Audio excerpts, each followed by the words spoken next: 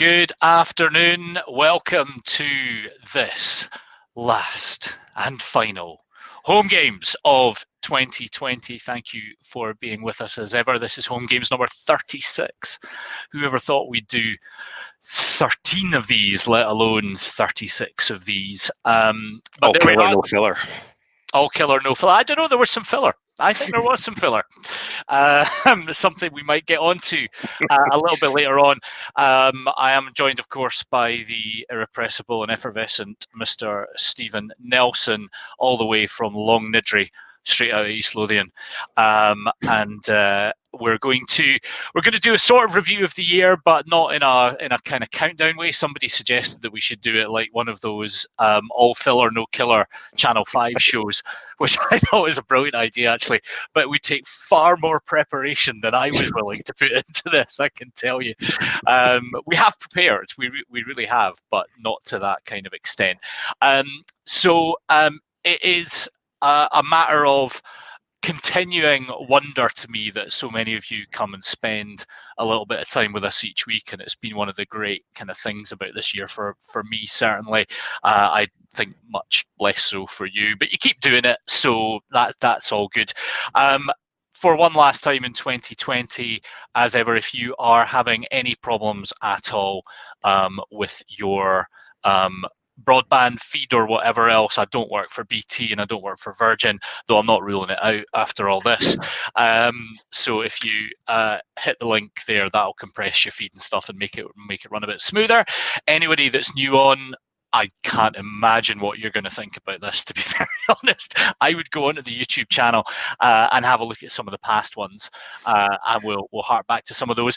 What we thought we'd do, right, just because we don't want to bore anybody too much with one individual bit. We will talk a bit about the year that's been.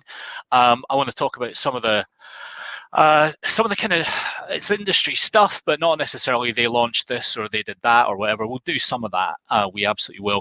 We've got 3 guests, all of whom are previous guests on Home Games coming on, and obviously some genius decided to say 3 of our favourite previous guests were coming on, so a load of others were like, well, wasn't I a favourite guest? And the answer was, we not good enough. Did this. We picked 3 that we thought would come on again, is the realised. No, 3 luminous and effervescent guests will be coming on a wee bit later on, and we'll talk to them a little bit, and then I'm fairly sure there'll be some absolute nonsense towards the end. Chuck stuff into the chat if you feel like you want to say something and whatever else. Do it if you know you've got a mic and a camera handy. I'll invite you on as well. What the hell? It doesn't really matter if it works or not. It's all just a glorious free-for-all this week. So we've got a sort of structure, but we don't have to stick with it. One, is the guitar small or just really far away, says Claire. Which one? If it's that one up there, I can't point that. Hang on. That one. Then it's a pretty normal sized guitar. Have I told the story about that guitar? Have I done that? I don't know, but that guitar is the guitar that the song after which the Langcat is named was written on. I bought it off the guy, off James Yorkston, when he was selling guitars to buy more guitars, which is something I can approve of. And I bought the guitar, and I wasn't allowed to put it through the books. I thought it should be a company asset. And the accountant said, so where are you going to keep it? I said, in my man cave with all my other guitars. He went, don't think so. So I had to buy it. Kate's got Lippy on that. You're not the only one, Kate. So that's all good. And Sean would like to say this series has been brilliant, but you should never tell lies, Sean. It's unless they're reassuring lies. And I think in this year of all years, some reassuring lies aren't always a bad thing. Right, so let's dive in.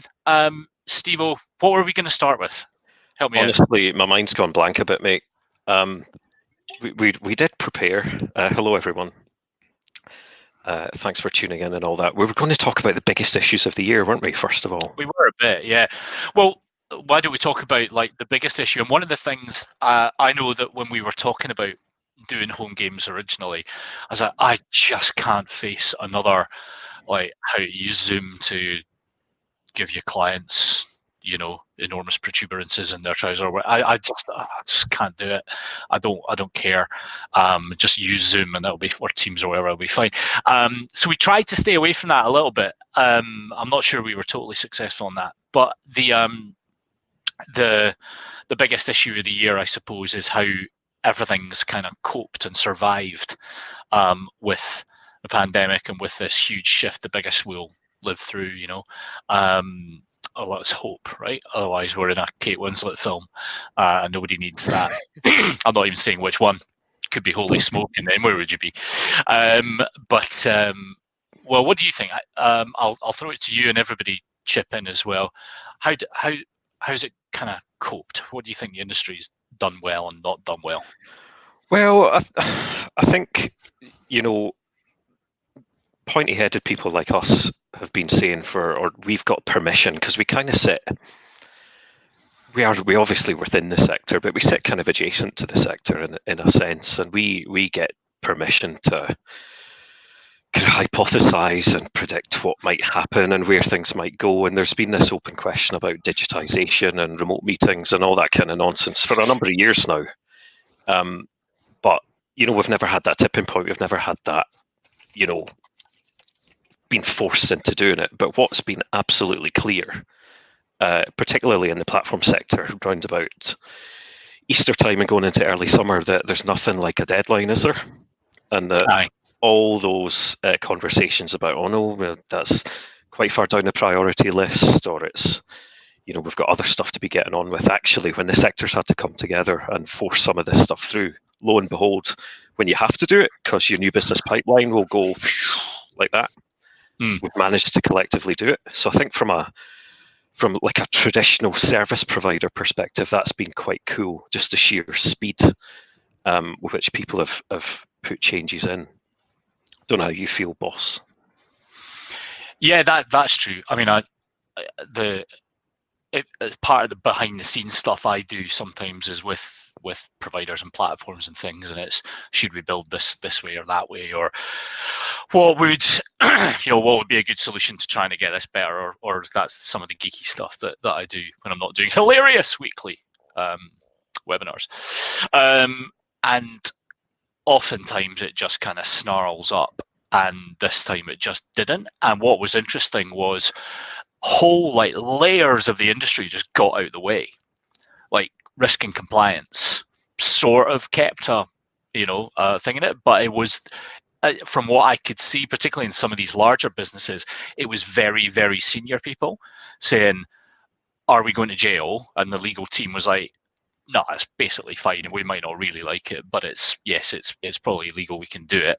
And everybody else was just told to shut up and work out how to do this, because, like you say, that we're all going to be like that Eddie Murphy little speech in trading places about the traders, worried that they're not going to be able to buy their kids the doll with a kung fu grip, and they're out there panicking. I can feel them, and it'd be like that. It'd be kind of sour times, and that was a kind of remarkable thing. So suddenly, like, proposition teams, who I know it's mainly advisors on the chat and stuff, right?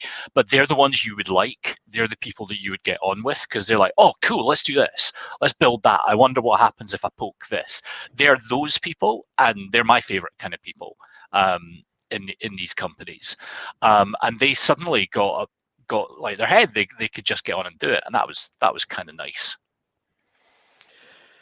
I also think, so that's, the manufacturing side. I also think what was really cool, especially at the start, was, almost forcing this little window into people's lives a wee bit more that we hadn't quite seen in the past. I also think there was a nice little while, certainly the first few months, where we all cut each other a lot more slack. Yeah. We saw that, weirdly enough, in some of our initial ratings work. So we do quarterly ratings, where we get people to assess they get whined platforms and all that. Yeah. So there's an awful lot of negativity, which is just a natural outcome of being let down by a business or whatever, and that's perfectly understandable. But those initial waves of ratings were way higher than I was expecting, And I just thought there was that sense of, and we're going to talk about this a wee bit later on when we talk about social media and that kind of stuff. But there was a wee sense of everybody coming together a little bit more, and maybe understanding the various pressures that we were all under. I think that's probably started to ebb away a wee bit. Yeah. In the past few months or so. Yeah, and you know, there's definitely people that haven't done well. And I remember one of the stories, I got a bit of stick actually for talking about it, but I just thought it was really interesting, not on here, but on the Moon Howlers somewhere. And it was about Aviva, and they had to buy and get built like 4,000 laptops really fast. How long it takes to build? When's the last time you built a laptop? It's not like soldering. But doing all that kind of stuff, that's nuts. That's just nuts. That's a huge undertaking. Even though they've got a hotline to Hewlett Packard or whoever it would be, it's still a huge thing. And that was kind of interesting because somewhere under this stuff, it's just folk in rooms doing things, you know? And I kind of quite liked that as well. And I've quite liked that we get a little view into people's lives in different ways as well. Like the train going behind you. Yes, it was, Sean. It was. And that's been quite a big part of our lives. Steve finally let me buy him a headset, and suddenly I don't hear the 12:39 to Waverley. I agree with George there, and you know, with people saying there's folk that underinvested, and that was made absolutely obvious as well, and I think that's true. But also, I think it also exposed for lots of these firms that the people that we maybe talk to most often, if you're advisors, aren't paid very much. A lot of them are quite young. They're now working off their bedside table or a kitchen table and just trying to do it and all that, and it kind of humanized it a little bit, which I think is okay. And the kind of indiscriminate rage at the bosses and at big firms and stuff, I mean, fine, right? Who cares? Small firms, big firms, that always happens. But I quite liked the humanity bit, but it also exposed dickishness. Who's had a call with somebody that's in front of their bookcase with certain books turned so that they can see that I really am reading A Brief History of Time, you know, or whatever else. And I was so like eager to get some really, really inappropriate books and sit in front of a bookcase and do that. But then I was told that I probably shouldn't do that. I did try to read A Brief History of Time.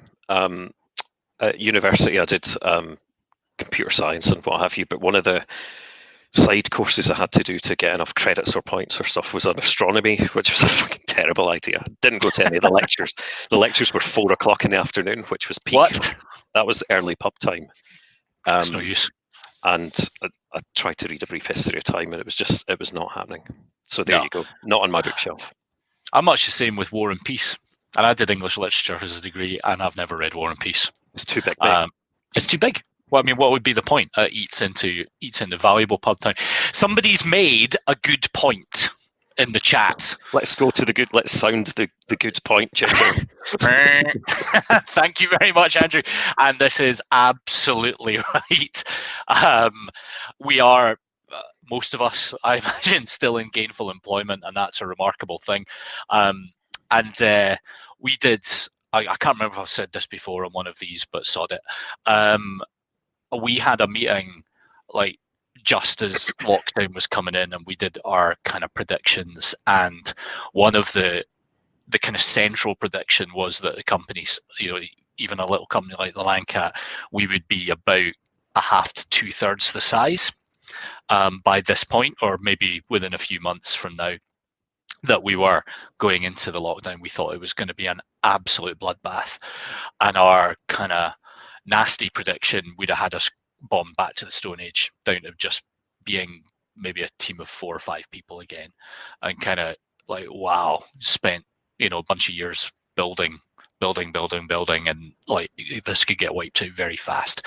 And I'm a total lunatic on cash flow, and I'm a lunatic on keeping money in the business and all that kind of stuff, which I think probably makes people like Mike quite cross because I won't buy him a new mobile phone, and he'd like a bigger bonus. But that's why, Mike, that's why we kind of got through it, and it turns out everything was not fine, right? But from a business point of view, we all kind of get on with it. Rate my room. I like that kind of stuff as well. Pam, Ulysses. I have read Ulysses. I have. I'm not sure I read it all the way cover to cover just in one shot. But yeah, we're pretty like. I'm not giving Mike a new phone. I'm just not doing it. It's now become a thing. Usually he could have a new phone, but now it's become a thing, and he can't. I'll give everybody else a new phone first before I give Barrett something new. Very good, very good. So yeah, these are. I like that we've seen into people's lives a little bit. That feels like a good thing, and that I've noticed a kind of reduction in business bullshit just when you're doing these. And I know we all have kind of Zoom fatigue or Teams fatigue, and we don't want to see each other's pusses on the screen anymore, and it's tempting to switch the camera off. And I might have done that a few times, and you sit and noodle very quietly on a guitar during a meeting that you're bored in, or whatever. And that's okay sometimes, but there's something about this that just doesn't let people bollock on in the same way. Do you think? I don't know. Do you know one thing that came to mind there when you were saying that was that I think everybody in financial services, whether you like it or not, we all speak through this veneer or through a sieve where we check ourselves. And one thing I like about the Landcat is we're about as close to how we are in real life, I think, in terms of the way that we communicate and the way that we host this. But I thought even, was it 2 weeks ago, 3 weeks ago when we had Eddie on? Aye. Eddie Martin, where like it was just so refreshing to have someone outside financial services just talking about life and talking about real life. And I do think, I don't know where I'm going with this, but yeah, I would agree to an extent. But I think I wouldn't underestimate how quickly we will all revert to type. That's something that's been on my mind a lot. We've had this. It's been a shit year, let's face it. It's been good for some reasons, but it's mainly not been good for lots of other reasons. I can't help but get the feeling that we'll get back to normal at some stage because humans are humans. I don't know. Don't know the answer to that. Yeah, and the truth is, for most of us, tuned in here, life was pretty tolerable before. It was fine. Yeah. We might have moaned about stuff. I think one of our biggest moans was that we would have arguments about what we put on the office stereo from the streaming service that we bought with the expensive speaker that can stream all the music on earth for 10 quid a month, and we couldn't agree, and we would end up listening to bland stuff because of that. And if that's really the worst you've got to worry about, then you might reasonably not be too stressy. Jennifer, no, we can't revert. We can only move forward. Can't forget the changes and strides made. I hope so. A great thought. That's a great thought. I don't know. You see it. I mean, seeing like stuff on the roads. I remember like in the early section of lockdown, certainly in Edinburgh, right? The roads were empty. It was like Christmas Day every day, and that was remarkable. And then when people started coming back out, everybody was kind of was reasonably considerate and all that stuff. And then actually within about a week and a half, folk were dicks again. Just the arsehole behaviour was just creeping back in. So I don't know if there was a cohort of arseholes that were let back out at that point. It's definitely possible. And there you go. Sam doesn't miss a Scandinavian death metal. There was very, very vanishingly small amounts of Scandinavian death metal ever on in the office because the hail of abuse. And somebody asked if it did go down to 4 Lancats, which 4 would have been left. It probably wouldn't have been me. I think I'd probably been given my jotters at an early stage, and that'd be all right. So yeah, I don't know, but I do think we've that's been a good thing, and even very senior people have sat and kind of let you in and not always just gone into the office because it's important that I'm seen to be here, whatever else. So we got to talk to people in interesting bits. So we got it in HomeGames, like one of the most watched sessions, or some of the most watched sessions have been with really senior folk from really big companies. I guess it's all their underlings boning up or something, so they can say, "Oh, you've very well on the call, boss," and all that stuff. But I don't really care. Eyeballs are eyeballs, and I'll take it where I can get it. And that was cool too, because it is what it is. And if it does go back to normal, I won't miss sitting in the basement and stuff, but I will miss some of that. That's for sure. Still not through the woods. Usual FSA resilience concerns. George, Rammstein. I do quite like Rammstein, actually. There was a really, really good mashup. It's a Christmas song, and I think it was Wham. It was Last Christmas, cut with Slayer doing South of Heaven, I think, and Rammstein doing Du Hast, all cut together, and it was perfect. They got it absolutely right, and it's brilliant. Sounds really good. If Steve talks for a while, I might find the link and then put it in. All right, so yeah, I mean, I think there's been lots of good things to take out of this, and I've met some people actually through doing HomeGames and that kind of stuff that I don't think I would have met, albeit virtually. And that's been really nice too. So let's talk about some boring stuff, right? Do some industry stuff, and then we'll get some real people on. What do you think? Platform advisory sector first, right? You're the research guy, so you spend more time than most staring at the responses that we bleat at these poor people to give us. What have been the most interesting things you've seen this year? So we're as regular viewers will know, we've not long finished begging for the sector into complete mercy for our annual State of the Advisor Nation survey. So we're right in the thick of the final stages of drafting for that. But as you said, Mark, we've done another maybe 8 or 9 exercises scattered throughout the year. So loads of stuff in there, and loads of interviews as well. So loads of people have been very kind to give aside, half an hour of their day to speak to lunatics like us. A few things spring to mind. So I was chatting to you earlier, Mark. God almighty. Carl, just give me a chance to show my Insomnium t-shirt. One thing, the longer I'm in this game, the thing I'm increasingly shut up. The thing I'm increasingly sick and tired of is, the really simplistic and reductive statements about advisors definitely want this, or they definitely need this, or some like persona-driven stuff that says, oh, large advice firms definitely are like this, medium-sized ones are like this. It's just demonstrably not true. Like some of the stuff we've seen with State of the Nation this year, where you start to put together the different technology components that people use, the different investment propositions, the different platform choices. There's no two firms that are the same, or even remotely the same.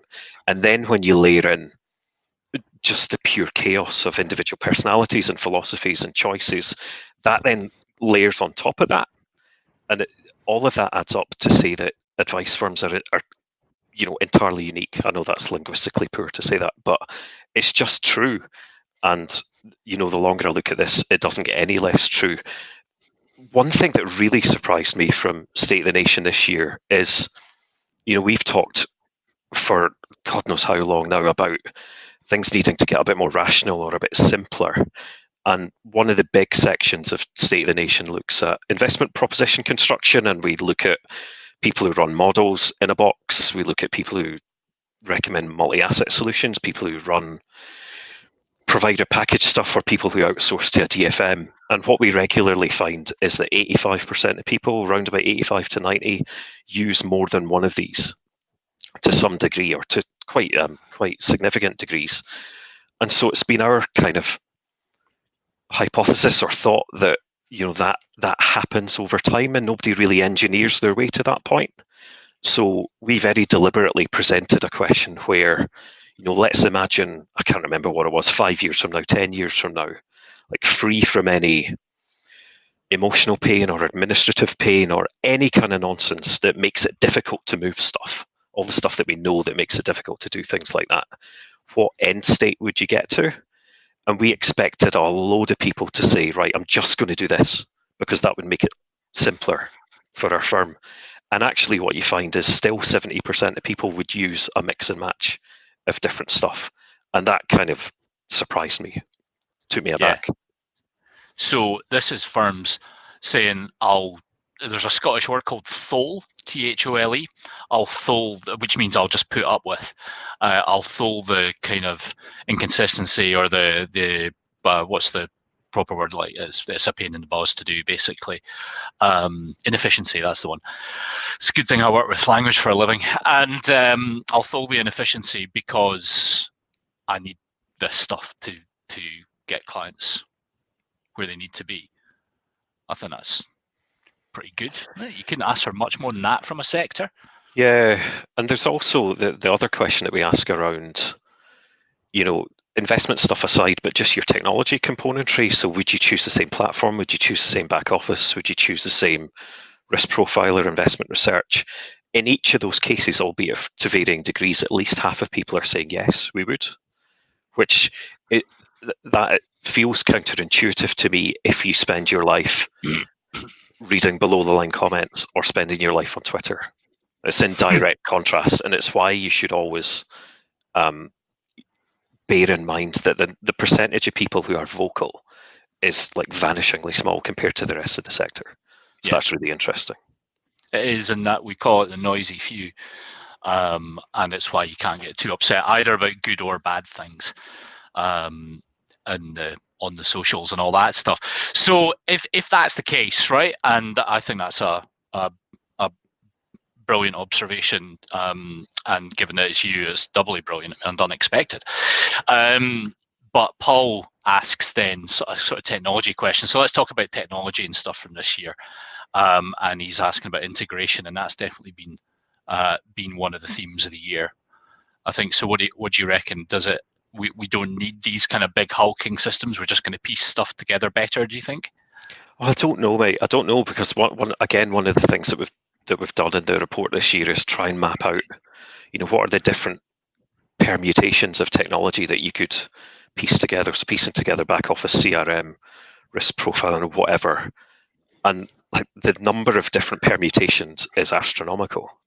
So that means that we're not going to get to a point, because we're just not going to get point-to-point integration between everything, or even close to the majority. So of course you get the Pareto principle will kick in. So the stuff with the highest impact or the biggest market share will drive a lot of this. But I think, it's no wonder that people like Origo and others are coming out with this notion of a central point of aggregation and disaggregation and integration and rationalizing the data standards and getting that bit fixed and plugging it in and shooting it all over the place. I don't fully buy that open APIs across the entire sector is going to fix this. Yeah. One of the coolest things, actually, that I kind of saw stroke heard, but I mean, the later part of the year, it's been funny, right? Because one of the things that one of the things that has obviously happened this year is it's been like a barbell of a year. There was interesting things happening up to March. Then everybody went to the zoo for a while, and then kind of September on. So it was horrible. Then it was the summer, and then stuff started to really kick on, and we started seeing some really exciting stuff. And then there was news to talk about. So acquisitions and mergers and all that kind of thing as well, which get idiots like us excited. But we got a demonstration from Seco, right, the new sort of platformy thing, which has been bought by Octopus. And before anybody goes, they're not even clients, right? They don't pay us any money for anything, but they're nice people. And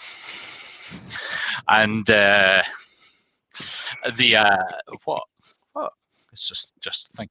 Anyway, so their thing was, I was saying, so what they were demonstrating bits and bobs, and I was like, so show me money on, show me, can a client use a debit card, or can they, do you got like a deep link with Monzo if you all cool and modern? They were like, what? I was like, well, how do you do that? And they're like, well, it's nothing to do with us. We just present the APIs, and people will just choose how they get money on here when they take our kit and build off the front of it. And then I saw a demo just this week from a firm called Wealth OS, who are really, really new. They're heading for their first funding round next quarter, and their idea is that instead of it costing 50 million quid or 100 million quid or whatever to go live with a platform, if you're, let's say, big enough to want to be a platform operator, it should be, a small amount of money and a couple of months, because it's all just there. And they come with things like Stripe integration built in and banking feeds built in and all that stuff, so that you don't need to plug in your own stuff. They've got things plugged in already, but it's that modular kind of thing. And that was awesome.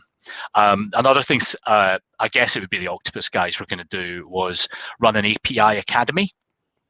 And if they do, I'm going to go on it, because we fucks on about APIs this and APIs that, but it's not as easy as that, right? There's a lot more to it than that. And I think if you're going to talk about this stuff, you should probably learn how to do some of it. So I'm going to try. I'm going to try doing that a little bit. And Chris, I don't disagree with any of it, but if it's about getting the barriers down, then that's going to be a thing. Quality APIs are indeed, Chris, both cyber secure and resilient. Chris is taking this quite a lot more seriously than we are, I think, at this point. But well done. Okay, so that was. Have you seen any other tech stuff, platformy stuff that you thought was interesting? This is the boring bit. Kind of actual things that happened this year that caught your eye. I'm just trying to think of. I mean, we're going through a round of demos just now. I'm trying to think of really interesting stuff that's caught our eye. We got a demo of a company called Centology. Want to look out for. The new model advisor covered it. I can't remember his name. Journalist covered it in his tech report. That was quite cool. Loved the Parmenion demo as ever, because it's just lovely user interface. But that's stuff that's been pre-existing already. But no, nothing hugely in platform land that's come from left field and gone, wow, that's different among the incumbents anyway. Yeah, I think that's probably right. But I think things are just a lot better. So I'm going through a lot of the demos at the moment. Every so often, basically, we get the platforms to come and demo to us so that we can at least be reasonably coherent about them. And I've seen the new Funds Network platform and the new Quilter platform, and both of those, they're very, very different, right? And the Quilter one's probably got a little stuff that they still want to build, and there's amusing jokes to make about how long it's taken them and all the money and stuff. But it's pretty good. There's a lot in it, and it does a lot of things pretty well. I think whether the servicing for the human beings behind it is up to scratch or not is a different game. But the one that's kind of blown me away is Funds Network. Now another really, really long platforming thing, and I've got no idea if it's fun to use Funds Network, if they appear to be nice people and all that stuff. But the new platform, when you go through it and look at the UI and how it's been developed and stuff, I thought it was excellent. I thought it was really, really good. And these aren't fun systems. These aren't kind of cool fintech things that do one thing and do it really well and are hoping to get bought out and assimilated into something in a couple of years' time. These are big, hairy enterprise level systems running tens of billions of client money. And despite that, I thought there's a bunch of really, really good stuff in there. Parmenion also has that, and there's some other smaller ones, I guess, where there's some really nice thinking happening. I saw that in guys like Premium. They've got this machine learning thing. So that was a previous HomeGames. Ben from Premium came on and talked about that. That was cool. I like Fundament. They've got some really, really interesting stuff. We didn't see Adalpha come to market in the way that I thought we would this year. I think a load of things got in the way, but I know from some of the early Adalpha stuff when we start seeing that, and that's some of the guys that were in Parmenion, still get those names mixed up, early doors. I thought that was cool as well. Now, these aren't, it's not Standard Life, right? They're not running £60 billion through that machine yet. And probably when you do that, things have to work in a slightly different way. But I'm interested in these firms, not so much to say will they be huge utility platforms in the future, but these are the guys that will show us the cool little things that we could do that eventually might wait their way into some of this other stuff. And that's pretty exciting, I think. Who else? What folks saying in the chat? Mute the CISA, man. All right, some COVID stuff. No one seems to want to buy Parmenion though. That's an interesting one. So what about the acquisition stuff? All the recent bits and bobs. What do you reckon, Steve? And the chat. Yeah, it's seemingly all kicked off the past few weeks, hasn't it? It's really interesting, and Nucleus is a funny one for me, because I think I've seen quite a lot in the sector about, Transact's a really good fit for Nucleus because it's another, proper advisor, heartland, independent platform. But it's spoken about as if it's just going to be like plugging Lego in, both one from a technology perspective, but two from a people perspective. Now, I'm not an advisor and I don't, have to choose which platform to use, but it seems to me the number one thing that Nucleus and Transact trade off of is the quality of their people and the strength of their brand. So there's like no recorded incidents in history of smashing two of those things together and that working out for the long run. Yeah, it's difficult. I mean, what are we now, 2020, and there was forecasts that there was going to be only 4 or 5 platforms, but by now, and the last time I looked, there was something like 24 or 25. It's like whack-a-mole, there's a merger and acquisition, and a couple crash together, but others pop up. It's a relatively healthy sector, and it's a really interesting sector that we work in, and I don't see that going away anytime soon. Yeah, there'll be an interesting phase. I mean, I don't know who'll buy Parmenion. If I was a betting person, I know what I want to happen. I think for them, an MBO would be great. And if you look at these businesses, right, I think it'd be the same in all of your practices. They've got a sort of animus to them, right? They came from somewhere, and it's hard to kill that. It kind of pervades in ways you don't expect. So, someone that buys Nucleus, for example, I'll come back to Parmenion in a sec. Someone who buys Nucleus has got, first of all, a load of staff that have stayed with Nucleus since 2006, right? There's a lot of long servers in there who've lived the vision of that kind of business, and a load of firms who bought into that as well. So you're not going to get rid of that anytime soon. So there's that to contend with. You've got to think about that. Again, Transact might fit for that. But equally, now I've got to take orders from this dude over here or this lady over here, and that's not happening because we live in this world here. That's really tough stuff. For someone like Parmenion, it came from a real vision from sadly departed Richard Mean a long time ago, and I think one of the nice things that happened through the Aberdeen years was they pretty much held on to that. Obviously, there's big governance and all that stuff that comes with big companies, and that's just something you got to get on with. But it sort of stayed true. But if we were to, let's say, it got bought by an asset manager who then wanted to fill the portfolios with their own funds and that kind of stuff, that would feel a bit weird. It was never built for that, and Aberdeen, I don't think, did too much of that. I think they were good stewards in that respect. And I can't imagine another platform wanting to crash it in for the reasons you say. Maybe just a third party that wants to be exposed to the sector buys it as PE or something. But for me, that business would be a classic for an MBO. Whether that was PE funded or however it was funded, I think that would be a good thing for them. That's what I'd like to see. I suspect the asset manager might be more likely, though. It'll depend on what price Aberdeen wants for it, ASI wants for it. Nucleus, wow.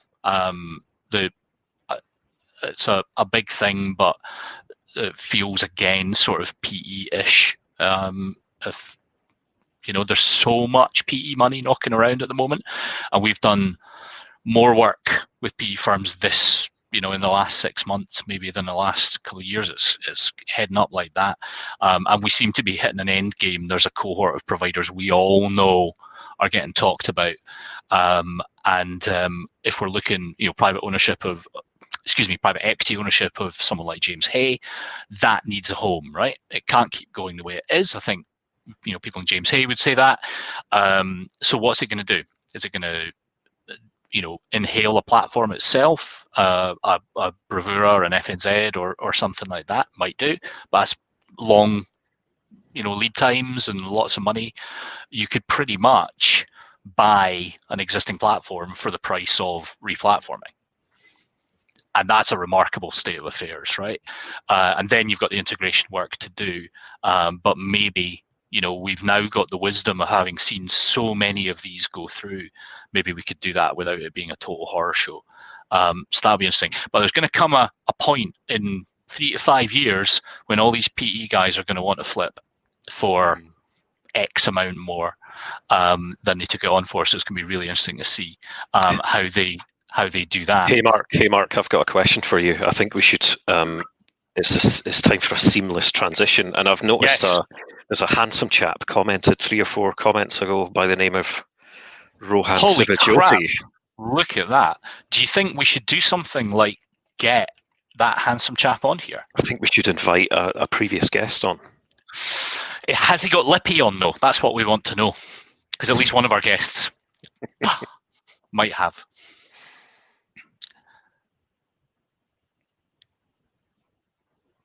Oh my God! Oh, here we go. We just talked about it, and then he appeared. It's like Aladdin. How are we doing?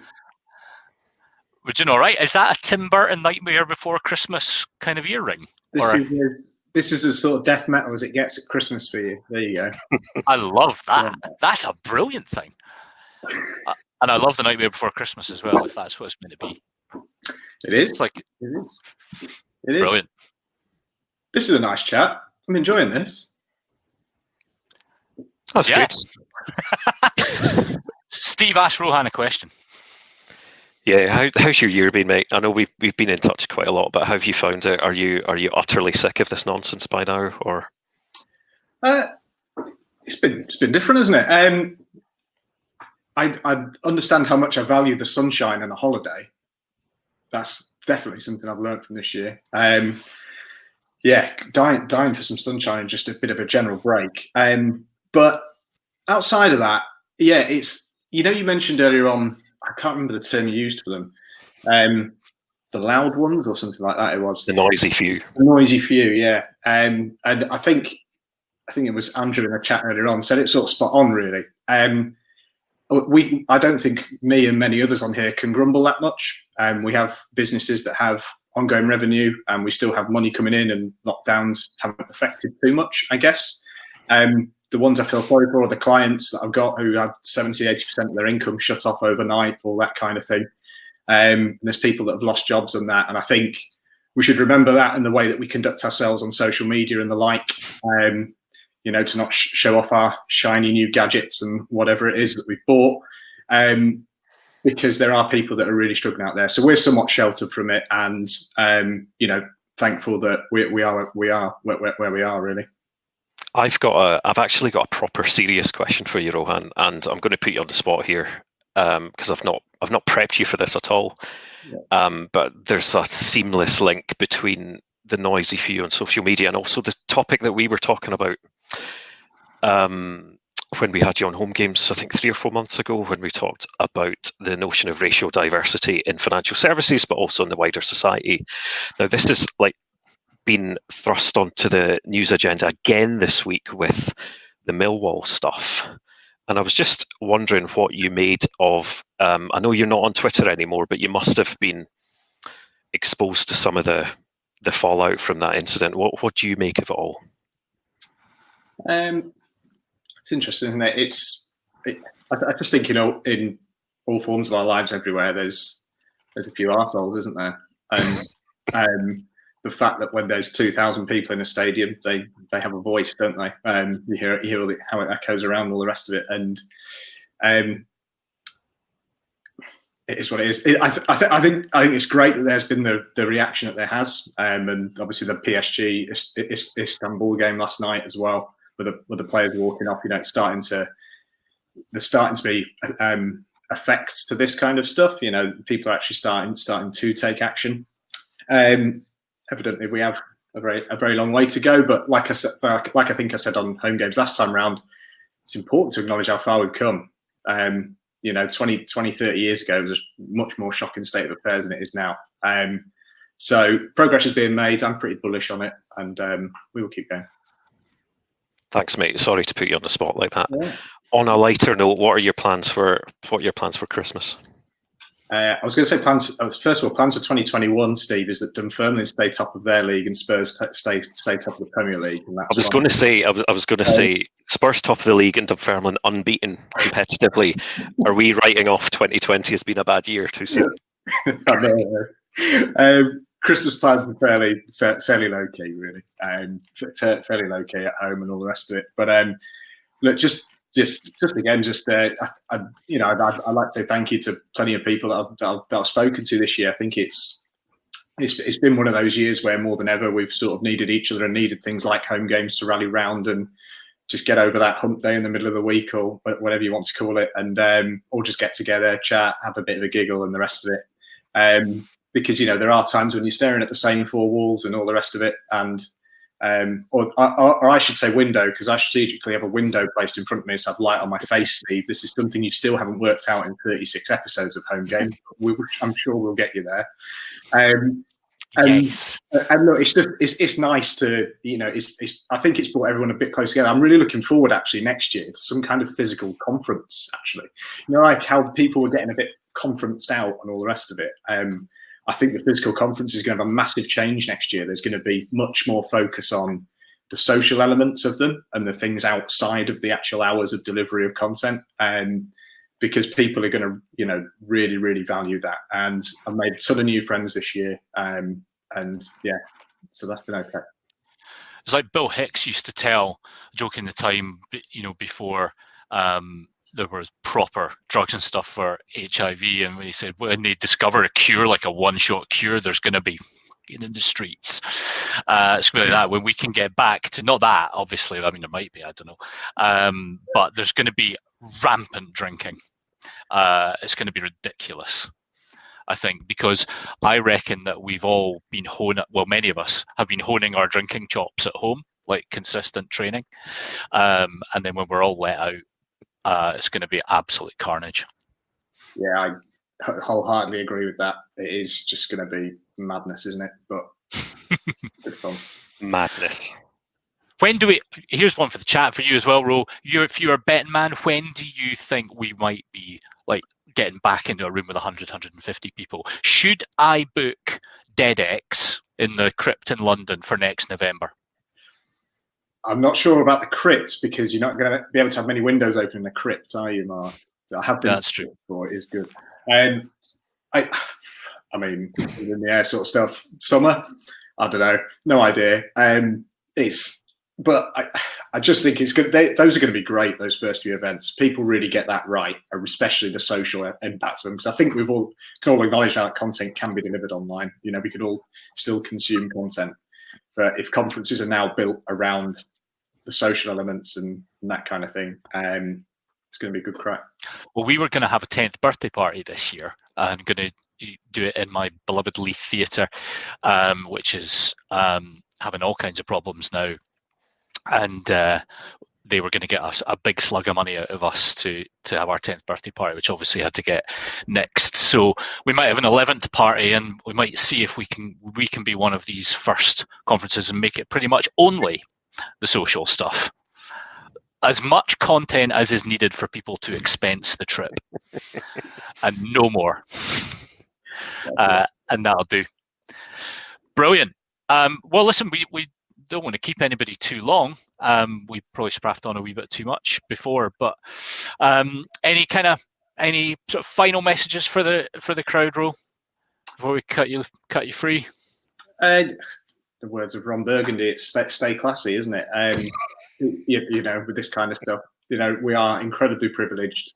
The majority of us are very middle class and all the rest of it. So look, just stay classy. Brilliant. Tremendous. Thank you very much for coming on again. See you in a bit. See you, buddy. Oh, what we do now, Steve? We should. Time's wearing on, mate. We need to get another guest on. Okay.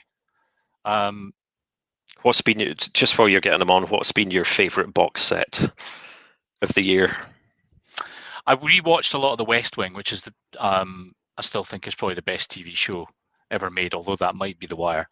But I think it's probably The West Wing. But the new one I've found, which a mate of mine only turned me on to about a month or so ago, is Schitt's Creek. Speaking of highly glamorous individuals on that TV show, here's Kate Shaw. Hello. Hello, Kate Shaw. Hello, Steve Nelson. Hello. How are you? I'm sorry, Mark Polson altogether. How you doing? You all right? Yeah, I'm good, thank you. You're having a good day today, aren't you? I saw on the social media. Do you want to tell our dear beloved listeners why you're having such a good day? Because I'm sure we all will hang out on Twitter. But yeah, after a bit of a wild ride, I'm directly authorised as of 9:45 this morning.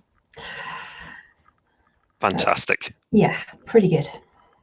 So is that a weight off your mind to get that finally sorted, or how long's it been rumbling on for you?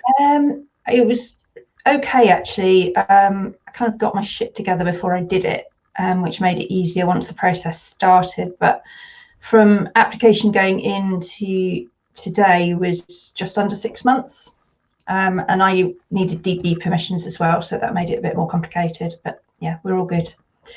So. Fantastic. Now the novation starts. I was going to say, what kind of happens? What's next? So you get it. What happens after that? I probably open a bottle of something tonight, and then tomorrow I start putting in my agency applications, and that lovely novation process that we all love. And then I take 2 weeks off for Christmas and go and have a lie down. Brilliant. Yeah. And so what do we were talking earlier, or Steve was anyway, about all these, myriad shapes of firms. And so what do you want your DA firm to look like? It's pretty small and perfectly formed as it is. It's very much a planning business. I think we talked about this when I was on last time, so I'm not going to bore you all with that again. It's business as usual, really. One of the big pushes for me was my network that I was with before gave up their DB permissions earlier this year. And, I'm not a big transferer of pensions, but it is an area that I do give advice in. So I wanted to be able to maintain that as well as all the other stuff that I do. It's being able to take some of the planning stuff in a direction that perhaps isn't really in line with being a network member. So they're the main drivers for me. Nice one. One thing we talked about, Kate, I can't remember if it was live on air or when we were kind of having a wee chat beforehand, but Rohan just said a wee minute ago that he can't wait to get back to the conferencing circuit and networking circuit, and I think you had a slightly different view. Fuck that. I'm still No, I said before, didn't I? I was born for lockdown. That hasn't changed. I'm like, no, don't end yet. So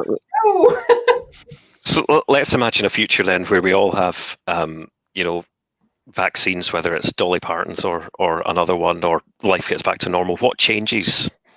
What gets back to normal for you? Joking aside, there are some clients that I've really missed seeing face to face. There are some that might get a little bit lost in the move just now. So yeah, little rejig. Equally, there are some of my esteemed peers in the industry that I've missed seeing, one or two, I think.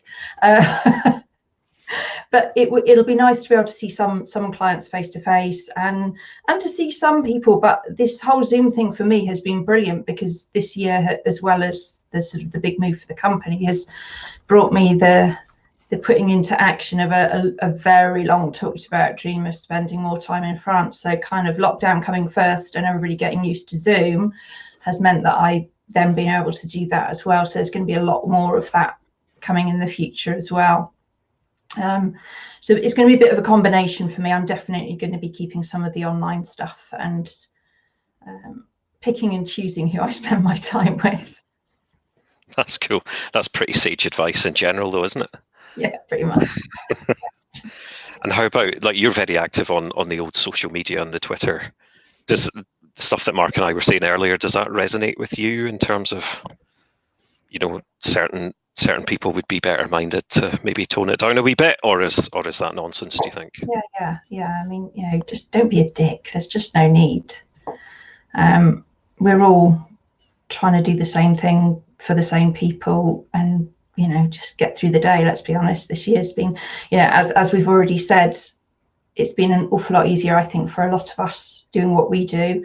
But in my family, my husband's only just got work again because he's a freelance editor, and telly kind of shut down for a long time, so we've had to manage. And I was very, very lucky that I was in a position where we could manage, because not a lot changed for me. So there's no need to go onto social media and be an arse. And is Mike listening, do you think? Yeah, don't be an arse. If your game is predicated on getting Mr. Barrett to stop that, I mean, really. Oh, buy him a phone, for God's sake. Just buy him a phone. No, I was going to, but now it's become this whole thing, and now it would be like capitulation. So I'm like the Jean-Claude Juncker in this thing.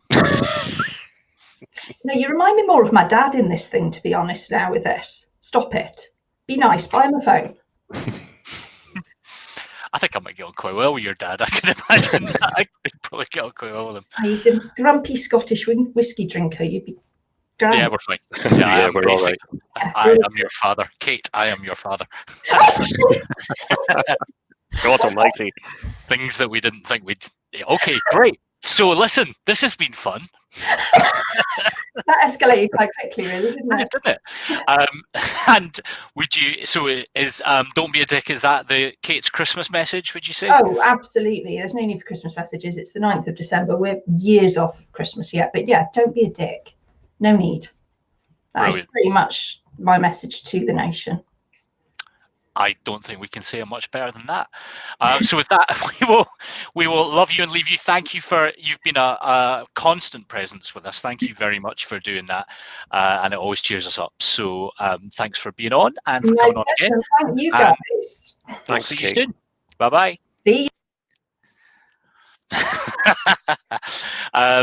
Should we have one last guest?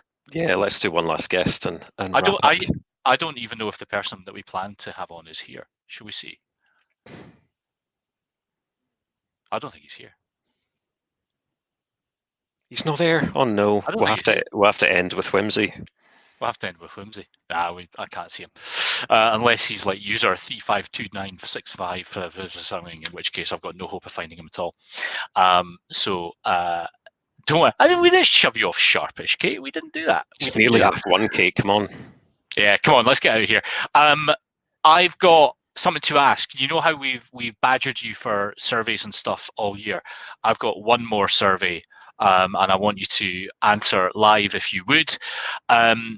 So as we said, this is our last one for this year. We're going to have a few weeks off and come back kind of refreshed next year. So HomeGames will definitely return. But how often should we do it? And we've given you 4 choices of daily, weekly. I think has daily gone. Is there a daily option in there? No, there's not, mate. It's weekly. There wouldn't be daily, would there? I was thinking of weekly. Fuck's sake. This puts an incredible strain on the business. Yeah, weekly, fortnightly, monthly, or just whenever we can be arsed. Or we've got something exciting to say. We'd love to know what you think. I can't guarantee to be completely bound by it, particularly if it's weekly, because it's quite a lot of work. But we might keep going weekly. Fortnightly seems to be doing quite well at the moment. Daily Landcats, God, can you imagine? Even our bottomless pit of whimsy we'd plummet there. Weekly until lockdown ends, says Sean. 24/7 says Mike, you first, darling, you first. Yeah, Then a phase closed down. That'd be right. Yeah. We're moving HomeGames into tier 4. whatever that means. So big split between weekly and fortnightly. Thank you very much. That's extremely We'll useful. sell it to Phoenix halfway through next year. That's right. Yeah, late night edition. I think that's right. Well, you know, maybe Netflix would buy this. It's definitely possible from Mike's new phone. Like karaoke. You see, these are all possible, right? Any sense of kind of dignity that we had has long since left the building. It's something that you learn after doing these. Brilliant. That's really useful. So, listen, just to finish off, stuff that you've been proud of this year, Steve. Come on. Stuff that I've been proud of. I think that on a personal level, HomeGames, I think, has been, you know, it's given a little bit of brevity and a little bit of enjoyment to the week, I think, and doing something a bit different. Things that I'm personally proud of. I used to get really bad public speaking anxiety beforehand, like really, really bad. And doing HomeGames has kind of kicked it up the arse, which is really good. So it just doesn't exist anymore. So that's quite nice. Proud of keeping the mental health stuff going. Through the chats we did with Paul Feeney, the chats we did with Eddie Martin, and various other bits and bobs. If you had more hours in the day, you do more of that, I guess, but it's not really possible. State of the Nation's going to be really good, I think. Again, this year it's a bit of a monster, but I think people are going to really like it. And we're doing an ESG study, which is going to go live in January, we think, next year. I think that's going to be really good as well. So yeah, quite a lot to be proud of, I think. But yeah, in a relative sense, we're very lucky to work where we work. How about you? Yeah. Yeah, these little things have become a thing, you know, and I sort of thought we'd do a few and stop it. And somebody wrote to me the other day, doesn't matter who it was, and said that it was because it wasn't too serious and all that stuff, and still had occasionally blundered into content. It was a sort of highlight of their week, which was an awfully nice thing to say, and entirely not what we thought anybody would say. So that's been really nice. I don't know. I don't feel like I've personally had a brilliant year. I haven't enjoyed myself very much. I've got a lot of family stuff going on that I don't know if I'm very proud of how I've handled some of that, because you hide in your bunker a little bit, and that's been a bugger. I think probably the kind of pride thing is going to sound a bit wanky, and it is that, like, this company that we built, and you were a huge part of that very early, is still going, man, and budgets did get squeezed and people did stop doing things, but we managed to keep it going, and thank God, because God knows what I would do if I needed to get a job. So yeah, that's that. And there are definitely one or two things on HomeGames though I haven't been proud of, and I think you've got one of those just to finish us off with. Yeah, so one of the, I think I said this on our 10th anniversary. Maybe I didn't say this. No, you didn't. You didn't. Yeah, you No, let us away with it. What I was going to say is, one of the things, I mean, you're obviously an insufferable human being on many, many, many levels, but one of the things I do like about you is you do have this kind of childlike wonder for certain things, and that comes through in technology and gadgets and stuff like that. So that's kind of cool, and you know that when you get a new toy or a new thing, you get properly into it. But there was one week that we came on our morning morning Teams catch up, and you said, "I found this website, and you can get a goat. You can sponsor a goat, and you can get a video of a goat on your meeting. And I'm going to get it on HomeGames. I'm going to get this live goat." And we're like, "What the fuck is going on here?" Anyway, so it turns out this goat thing was real, and you had to spend actual money on getting a goat onto HomeGames. And I'm not going to say which episode this was, and maybe you can go on the YouTube archive and see if you can figure it out.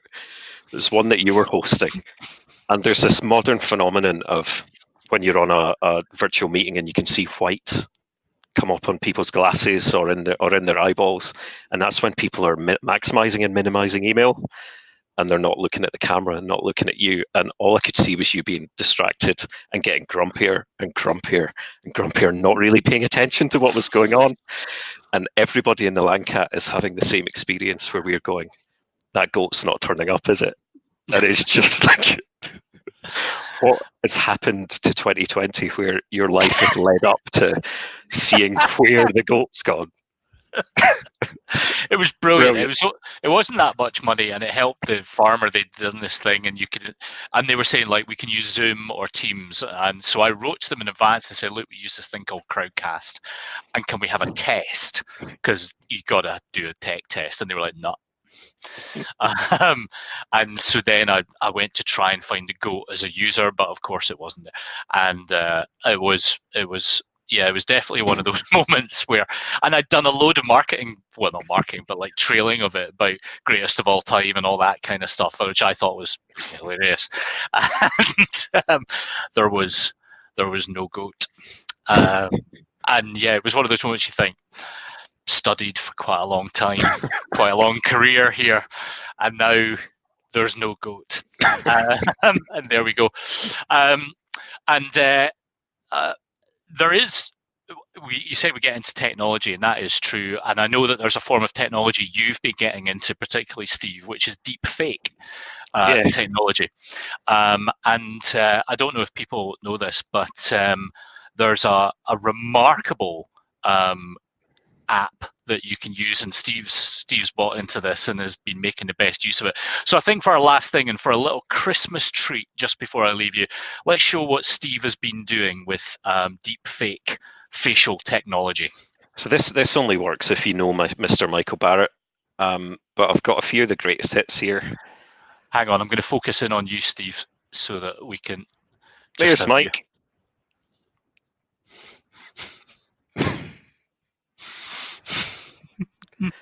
That's one.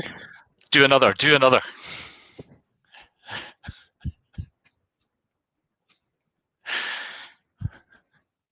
See, Mike will be really happy with that one. He sees himself very much as Keith Flint, I think. Here we go. We'll do two more. That's a personal favourite. The real Slim Barrett. And here to end the year, Christmas is just around the corner. Here's a miracle on the Isle of Wight.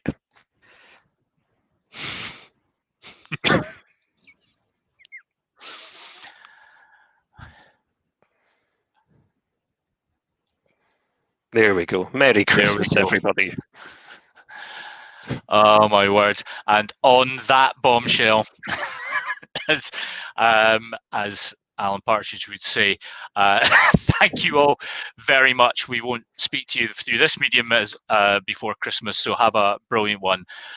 We will attempt to navigate fortified wine and all the rest of it. We'll see you next year. Thank you so much for being with HomeGames. Don't be a dick. Lancat out. Stay classy.